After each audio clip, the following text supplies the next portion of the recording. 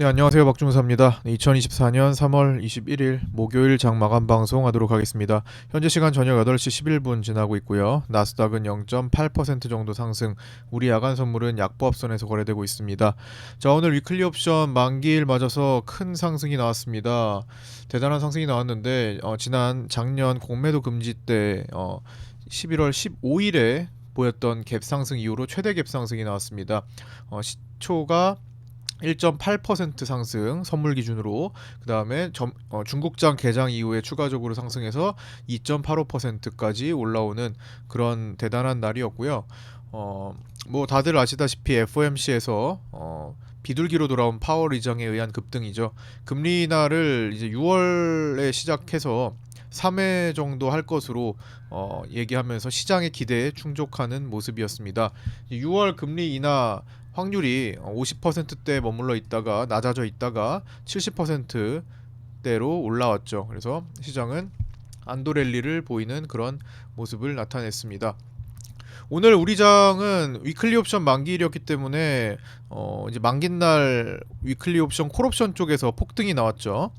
뭐 이 항상 만기날에 하는 옵션 매도 추정 범위는 이렇게 원웨이장에서는 큰 소용이 없습니다. 그래서 80% 확률을 말씀을 드려 왔고요. 이 80%라는 것은 나머지 20%를 조심해야 된다라는 걸로 뜻하죠. 그래서 오늘 같은 날은 범위가 계속 위로 벗겨지는 그런 20% 확률에 걸려 들었던 겁니다. 아침에는 이제 367.5에서 370으로 굉장히 범위가 축소되어 있었어요. 그때가 요때였죠. 이제 중국장 개장 전에 여기 볼린저 밴드 상단과 하단이 쫙 멀리서 이렇게 찍어져 내려오는 이런 형태. 이걸 보이는 동안에는 범위가 거의 축소되어 있었습니다. 매도자들이 일단 여기서는 긴장을 하고 있었던 거죠. 이게 매도를 만들어 놓고도. 그 다음에 이제 변동성이, 제가 이렇게 볼린저 밴드가 벌어졌다가 들어오면은 변동성이 이제 생길 수 있다라고 장중에 말씀을 드렸습니다. 그리고 파생반에도 예전에 한번 교육을 한번 드렸죠. 이런 식으로. 근데 오늘 외국인들 수급을 보아하니 윗방향으로 갈 가능성이 높다라고도 같이 한번 말씀드렸는데, 실제로도 윗방향으로 올라갔는데 생각보다 제법 잘 올라갔던 것 같아요. 이제 개인들이 위클리 옵션 만기를 맞아서 풋옵션으로 열심히 물타기를 해줬죠. 오늘 개인들은 풋옵션을 하루 종일 주워 담으면서 오늘 계약수로 풋옵션이 지금 종가로는 34,000계약이 34,000계약을 산 거로 나타나 있는데, 실제로는 이제 만기 청산이나 만기 전에 청산된 게 있으니까 개인들은 보시다시피 여기 한 점심시간 때까지 해가지고 5만 계약을 넘어섰습니다. 그러니까 풋옵션 쪽으로만 계속 집중했던 그런 개인들이고요. 좀 특이사항으로는 어제 월물에서 슈퍼개미로 추정되는, 작년에 슈퍼개미가 들어왔던 패턴 비슷하게 한 명이 들어왔다고 말씀드렸죠. 한 명인지 아닌지 모르겠지만 패턴이 비슷해서 일단 한 명이라고 일단은 해볼게요. 근데 어쨌든 그 365콜 타겟 잡고 들어왔던 개인들, 그리고 어제 마감 영상과 오늘 라이브 방송, 그리고 어제 라이브 방송 때 다 설명드렸던 내용입니다. 365콜을 잡고 100억대 들어왔던 그 개인 투자자 계좌는 오늘 평균적으로 50에서 100% 수익을 보고 다 엑시트 한 것으로 보입니다. 물론 조금은 남았는데 대부분은 엑시트 한 것으로 보이고요. 그렇기 때문에 여기 콜옵션에서 200억 매도, 한 2배 가까이 성장을 해서 매도가 나온 거죠. 100억이 200억으로 커진 과정에서 중간에 조금 남기고 다 차익을 한 것으로 추정되고요. 그 차익은 다 모조리 외국인이 받아간 것으로 보입니다. 그 틈에 금융투자는 올랐을 때 풋옵션을 모으는 특징 또 이번에도 나타나면서 35억의 풋옵션, 월물 풋옵션을 사들였죠. 지난 12월에서 1월로 넘어가는 그 과정에서 급등이 나왔던 시기랑 굉장히 비슷하게 지금 흘러가고 있습니다. 다만 차이점은 개인의 콜옵션이 털렸다라는 거죠. 그때는 개인 콜옵션 유지했습니다. 끝까지. 언제까지요? 수익이 크게 나타나는 것도 보고 완전히 다 손실로 바뀐 때까지 900억 수익을 그냥 날려버린, 그 이상으로 원금까지도 날려버린 그런 만기일이었죠. 그 당시 1월 11일 만기는요. 근데 이번에는 개인이 그렇게 대량으로 콜옵션을 산 다음에 바로 다음날 갭상승에 다 던져버렸습니다. 그러니까 그건 없어진 거예요. 어제 개인 콜은 승리로 끝났습니다. 그래서 그때랑 좀 다른 점, 외국인들이 하방 베팅을 엄청 쌓아 올린 다음에 공매도 금지를 보고 스위칭을 하고 개인이 콜옵션을 적극적으로 접근하고 그 다음에 그 개인이 콜옵션 녹을 때까지 떨어지고 그 사이에서 금융투자는 풋옵션을 매집해서 수익으로 결국 만들어내고 외국인들은 기존에 매수 스위칭했던 물량을 살린 채 신규 매도로 눌러댄 다음에 이 살렸던 매수를 다시 살리고 다시 스위칭을 밸류업 프로그램을 통해서 만들어내고 그 다음에 마지막에 외국인들은 또다시 선물 매수를 적극적으로 크게 매입하는 과정, 이렇게 나타나고 있죠. 그 과정에서 금융투자는 다시 선물 매도와 풋옵션 매수를 늘리는 과정이 되었습니다. 중간에 달라진 거는 개인이 크게 접근한 슈퍼개미로 추정되는 그 개인의 계정이 이번에는 콜옵션 베팅했다가 바로 청산했다라는 차이만 이때랑 있네요. 차이가 있다라는 거. 전체적으로는 비슷비슷해요.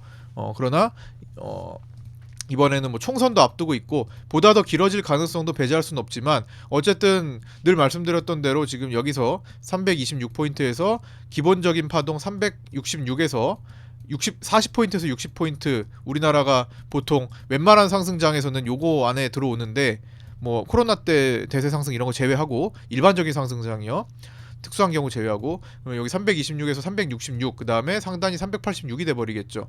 여기에 대한 거는 좀 이따가 제가 적어둔 걸로 다시 한번 정리를 해드릴 거고요. 어쨌든 뭐 그런 식의 장이 펼쳐졌습니다. 오늘 시간대별로 위클리 옵션 만기일 추정 범위를 한 것은 크게 의미가 없는 날이 되었습니다. 그래서 제가 여기다가 370 콜매도자가 특히나 외국인 중심이었고요. 원래는 금융투자가 매도 플레이어이기 때문에 금융투자가 매도를 딱 깔고 있어야 거기가 이제 막히는 역할을 하는데, 문을 닫아놓은 역할을 하는데, 오늘은 거기가 외국인 중심이었기 때문에 평소랑 다르다고 써드렸습니다. 그래서 오늘은 외국인이 375 콜매도 대량하고 이걸 대량으로 들어가 있고, 벗겨낸다면 외국인이 좀 더 능동적으로 움직여서 위쪽으로 벗겨낼 확률이 높다라고 써드렸죠. 370이 뚫릴 확률이 조금 더 높다. 그래서 외국인 선물 수급과 콜옵션 수급을 참조하시면 오늘은 횡보하다가도 20% 확률로 접근이 된다면 위로 갈 가능성이 높다라고 파생반에서도 강조드리고 방송에서도 말씀을 드렸습니다. 그 다음에 체크를 한 10시 56분에는 단계가 올라가 있죠. 얘는 가만히 있고 아래는 가만히 있고 위에가 벗겨내면서 372.5로 바뀌고, 잠시 후에 11시 32분에는 아래도 올라오고 위에도 올라오는 상태로 마감을 합니다. 그래서 1시 44분까지도 370과 375 사이로 오늘 움직일 것이다 라고 추정이 되면서, 아침에 움직였던 거를 그 사이에 들어오는 게 아니라 좁혀 있다가 넓히는, 하단이 높아지고 위쪽으로 넓어지는 그런 만기일이었습니다. 그래서 제가 여기다가 써드린 것도 범위를 깨는 20% 확률인 날이기 때문에 범위 제한이 큰 의미가 없습니다. 오랜만에 20% 확률에 들어가는 원웨이 장이 연출되고 있고요. 1시 44분에도 콜매도자들의 메인이 외국인이기 때문에 신뢰도가 낮습니다. 20% 확률이 진행되는 원웨이 날로 옵션 매도 추정 범위는 큰 의미가 없는 날입니다. 그래도 상단 375 콜 매도는 금융투자가 진행 중이기 때문에 상단 375에 막히는 것은 유효하다 라는 말씀을 드렸죠. 여기는 외국인 콜 매수가 외가로 베팅이 되어 있는데 그거는 죽었습니다. 외국인들은 뭐 자주 옵션을 이제 베팅했다가 버리고 하니까. 그래서 오늘 결국에는 이제 373.66으로 끝났죠. 그래서 375 언더에서 끝났습니다. 오늘은 하루 종일 이제 개인이 요거는 이제 개인이 콜 집중, 요건 뭐야? 오늘 370에 대해서는 이제 개인이 콜을 좀 집중했다라는 이야기를 하는 거고요. 이 위클리 콜옵션에 대해서는 어제 저가의 0.01 대비 최대 429배가 나왔습니다. 오늘 개인들이 콜옵션을 산 것 중에 여기가 포함되어 있었는데 풋이 너무나 녹아가지고 풋옵션 쪽으로 물타기를 너무나 많이 해가지고 개인이 370에서 승리를 했지만 나머지 풋에서 다 날렸기 때문에 오늘 전체적으로는 개인들은 위클리 옵션에서 손실을 기록했습니다. 개인들이 집중했던 풋옵션 367.5 위클리 풋옵션 수량은 훨씬 풋이 많았기 때문에 콜옵션은 작은 부분이었다라고 보시면 될 것 같고요. 개인들은 하루 종일 위클리 풋 물타기 했고요. 이런 장에서는 하방을 보는 게 아니라 계속 어떻게든 상방에서 어떻게든 롱 포지션에서 수익을 내려고 노력해야 되는 날이었습니다. 그래서 어제와 마찬가지의 전략이었는데 어제보다 좀 더 강한 상태였죠. 그래서 이거는 사실 오버나이트 하지 않았으면은 장중에 사실 접근하기가 쉽지는 않았을 거예요. 여기서 붕 떠 있는 자리였기 때문에. 그러나 그 이후에 움직일 때 눌림 롱으로 접근을 하면 좋겠다라는 말씀, 그게 우선이다라는 말씀에 조금 수익을 내신 분들이 계시더라고요. 그 다음에 이제 그 오버나이트 했던 분들까지 해가지고, 그래서 오늘 파생반에는 또 이렇게 수익을 올려주신 분들이 계셨습니다. 뭐 일당 마무리하셨고 눌림롱 알려주셔가지고 수익이 조금 늘었다. 양매수하신 분도 있고, 여기도 일당 매매, 여기 일당 매매도 있고요. 그 다음에 살짝 보탰다. 이렇게 올라왔죠. 그 다음에 보시면 모아서 보시면 이렇게 양매수하신 FMC 앞두고 양매수해서 300만원대 수익 내신 분 133만원, 178만원에서 본 보태가지고 194만원, 그 다음에 56만원, 53만원, 그 다음에 18만원에서 좀 보태서 33만원, 160만원, 520만원, 그 다음에 300만원 수익 모두 축하드립니다. 오늘 이제 포지션, 상방 포지션으로 어떻게든 이용하신 분들에 대한 수익이었습니다. 오늘 같은 날은 절대로 하방에서 노는 게 아니었다라고 제가 계속 강조를 해드렸습니다. 어제도 마찬가지였죠. 그런 날은 분위기를 인정하고 흐름을 인정하고 그 흐름에 타야지, 계속 반대로 물타기를 대중 개인들처럼 하면, 대중적인 개인들처럼 하면은 반드시 망가집니다. 자, 어쨌든 뭐 이렇게 오늘 매도 포지션 추정 범위는 이렇게 지나갔고요. 그래서 종가 싸움은 372 콜옵션과 372 풋옵션에서 만나서 싸웠는데, 등가 싸움을 했는데, 콜옵션들은 이제 시간 가치가 종가 들어가기 전에 이미 고평가에 많이 들어가 있었습니다. 그래서 종가에 이제 올라가는 것을 약간 생각하면 된다. 그래서 제가 마지막에 올라가는 것으로 끝날 것 같은데 어차피 반영이 돼 있다 라고 말씀을 마지막에 드렸습니다. 그래서 이 내려갔다가 올라갈 텐데, 올라가잖아요. 근데 올라가봤자 콜옵션이 크게 종가 대비해서 올라가지 않을 거다. 왜? 이미 세타값, 시간 가치가 반영이 다 되어 있기 때문에. 그래서 372.91에서 동시효과 진입해서 373.66으로 종료해서 올라와서 끝났지만, 콜옵션은 0.90에서 1.16으로 아주 소폭 상승했을 뿐 큰 재미는 없었습니다. 풋옵션은 0.02에서 이제 녹았고요. 휴지가 됐죠. 그렇게 끝난 만기일이었고, 자, 위클리 옵션 만기 최종 결과 추정치는요, 기실현 포함해서 외국인들이 잭팟이 났습니다. 위클리 옵션에서 거의 기록적인 것 같아요. 외국인들이 200억 수익, 올해 들어서 이제 200억 수익을 기록했고요. 개인들이 170억 손실을 기록한 것으로 보입니다. 이거 다 풋옵션이에요. 이거 다 풋옵션에서 손실이 170억이나 났죠. 그 다음에 금융투자가 박스권 좀 베팅을 해가지고 좀 손실을 나왔습니다. 18억 손실을 봤고요. 자, 이렇게 위클리 옵션에 대한 내용은 끝났고, 오늘 환율이 또 1340에서 금융당국의 방어가 나오는 이제 국가적 차원에서 방어가 되는 그 자리라고 말씀드렸죠. 저 파란선 라인 그어둔 거 1340에 또 막혔습니다. 이건 미리 말씀드렸어요. 1340을 뚫는 것은 이 국가의 방어가 있기 때문에 쉽지는 않다. 그렇지만 뚫고 달리면 무섭다. 어디까지? 1370 라인까지. 그런데 일단 또 막혔죠. 굉장히 많이 빠졌고, 오늘 외국인들은 달러 선물을 7천억 정도 매도를 했습니다. 급락 전환을 했고요. 그 다음에 금융투자가 오늘 장중에 선물 레코드 하이를 계속 찍었죠. 이게 장중에는 2조 5천억까지 매도를 갔었습니다. 전 처음 보는 숫자였던 것 같아요. 금융투자가 보시다시피 오늘 1조 6천 195억의 매도를 보였는데, 선물에서 금융투자가 여기서 최대 2조 5천억대까지 매도를 했습니다. 어마어마한 매도를 보인 거죠, 장중에. 근데 금융투자는 왜 이렇게 많이 매도를 하나요? 나머지들이 너무 매수를 열심히 해서 그래요. 나머지 주체들이 매수를 해주는 만큼 금융투자는 물량 공급자로서, 시장 조성자로서 나머지 매도 물량을 호가를 공급해주면서 체결을 시킬 수밖에 없습니다. 그렇지 않으면 시장은 성립이 안 돼요. 매수자가 있으면 반드시 매도자가 있어야 되기 때문에. 그래서 금융투자는 선물을 대량 매도했지만 이걸 원치 않는 건 해지를 해줘야겠죠. 그래서 현물을 적극적으로 삽니다. 그리고 기존에 사둔 현물 자체가 해지가 돼서 실제로는 선물에 대한 해지는 현물로 다 거의 다 이루어진 것으로 보이고요. 이제부터는 해지를 했기 때문에 현물에 대한 차익 실현 욕구가 생길 겁니다. 현물이 조금 고평가되는 시기마다 현물을 때리려고 할 거예요. 그럴 때마다 선물은 사는 날이 되겠죠. 그래서 외국인들이 대량 매도를 때리는 날, 외국인들이 그동안 계속 선물을 모아왔기 때문에 언젠가는 때릴 거란 말이에요. 이거 계속 평생 품고 갈 수 없겠죠. 외국인들은 3조, 4조, 5조 원 정도 모으면 때릴 준비를 합니다. 어디서 때려요? 충분히 올려서 수익 구간을 극대화시킨 다음에 때리겠죠.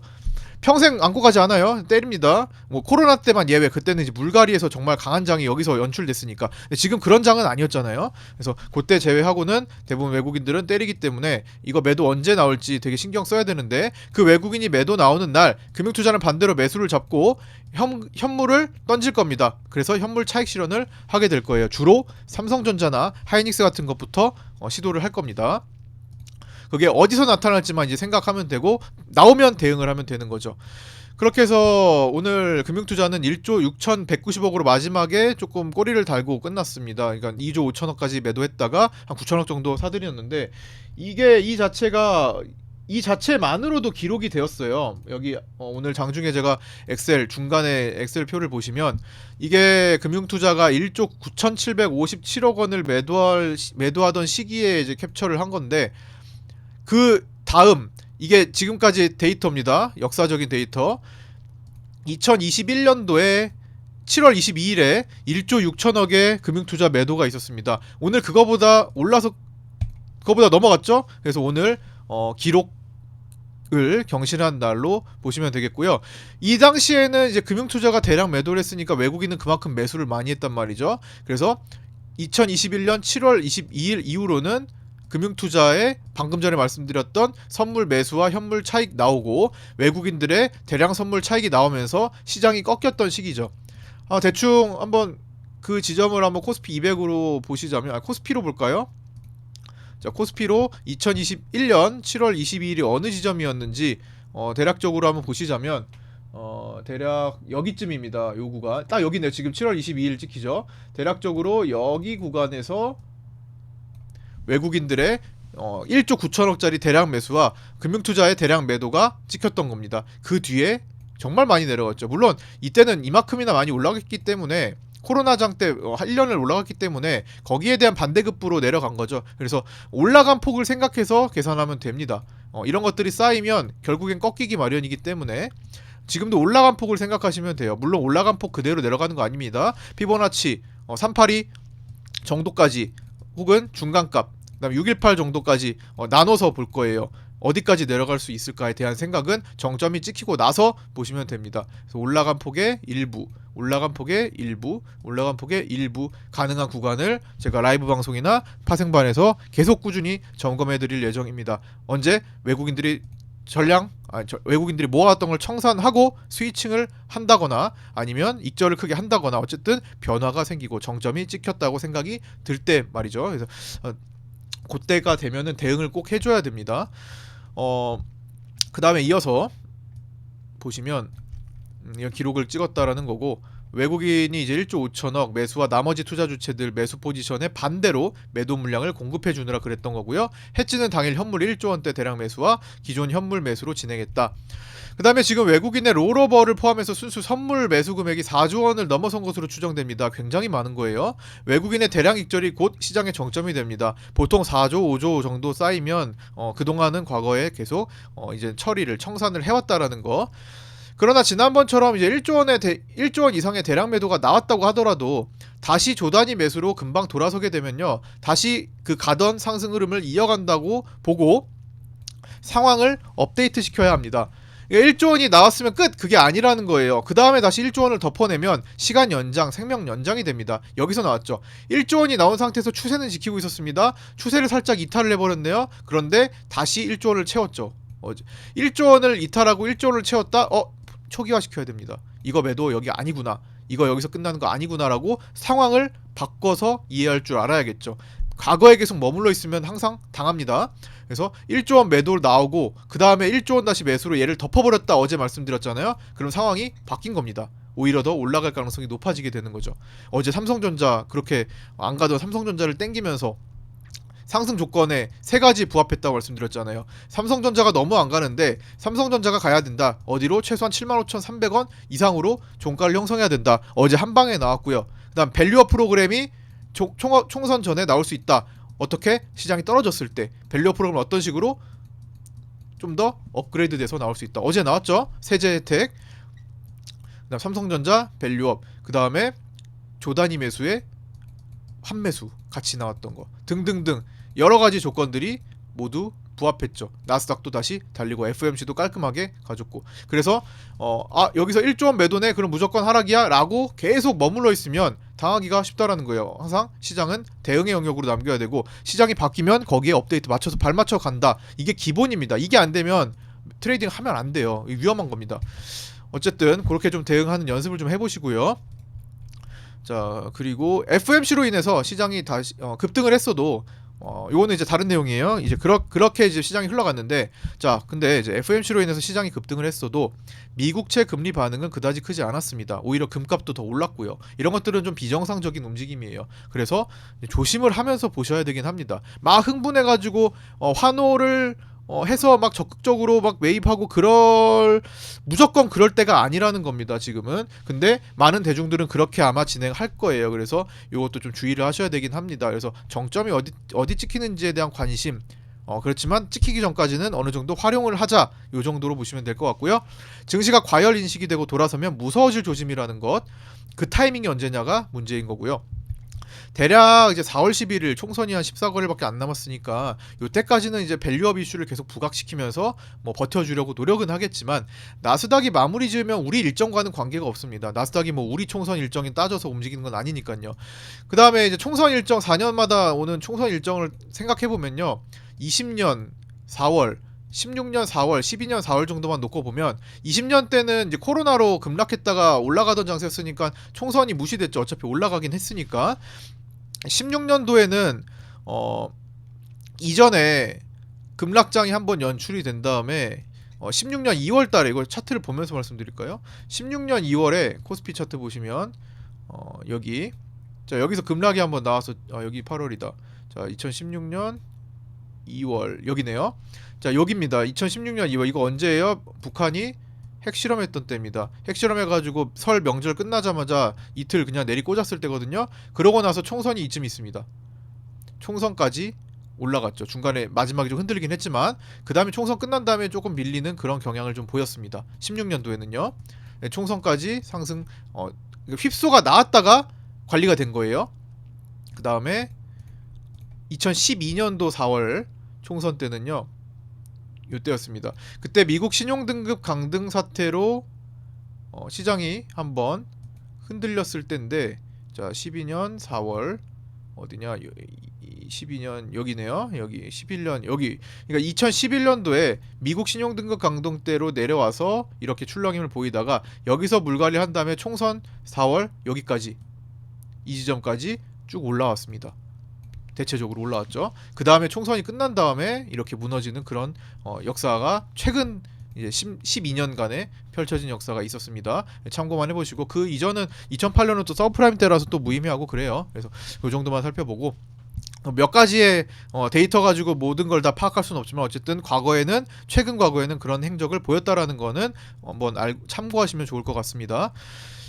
자, 어쨌든 뭐 그렇고요. 이제 보통 이제 시장의 한파동은 특수한 대세장의 경우를 제외하고 저점 대비 40포인트에서 60포인트 정도 움직이고 정점을 만들었다라는 거.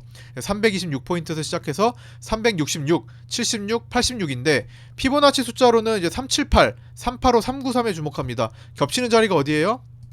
376, 378, 386, 385 정도 되겠죠. 요 정도 부근에서 정점이 찍힐 가능성도 보시고, 조금 더 간다면 393 정도까지. 그 다음 라운드 피가 400이 있긴 합니다만 여기까지는 한 방에 가려면 좀 오버페이스, 많이 오버지 않을까 생각을 합니다. 한 번에 가기에는요. 나눠서 갈 수는 있겠습니다만 한 번에 가는 거는 조금 무리지 않을까. 추세를 한번 깨는 정도로 나눠서 갈 수는 있겠죠.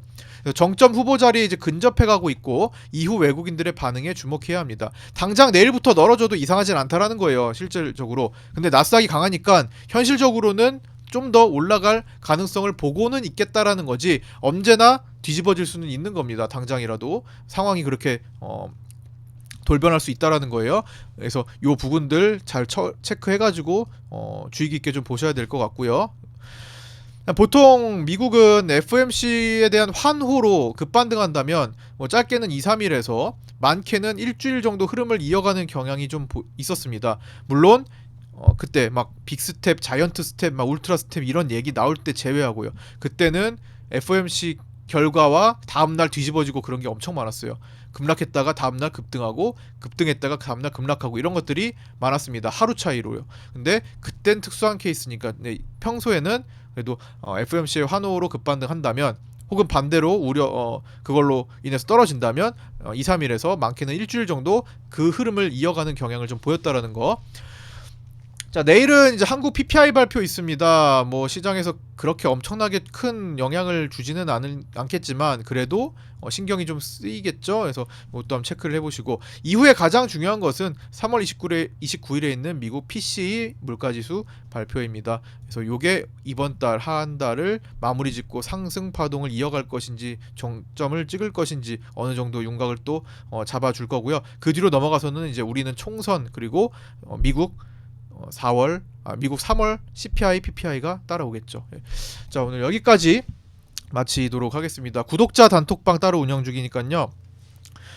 신규 구독하신 분들 유튜브 댓글에 있는 오픈톡 주소로 문의 주셔서 신청하셔서 입장하시기 바랍니다. 그리고 선물 옵션 하시는 분들 제가 전국 최저 수수료로 할 수 있게 해드리고 있으니까 문의 주셔서 그것도 유튜브 댓글에 있어요. 문의 주셔서 계좌 좋은 계좌 만들어서 여러분 쓰시면 됩니다. 여러분들의 것이죠. 그거는 그래서 수수료 계좌 만드셔서 함께 쓰셨으면 좋겠고요. 오늘 여기까지 마치겠습니다. 고생 많으셨습니다. 감사합니다.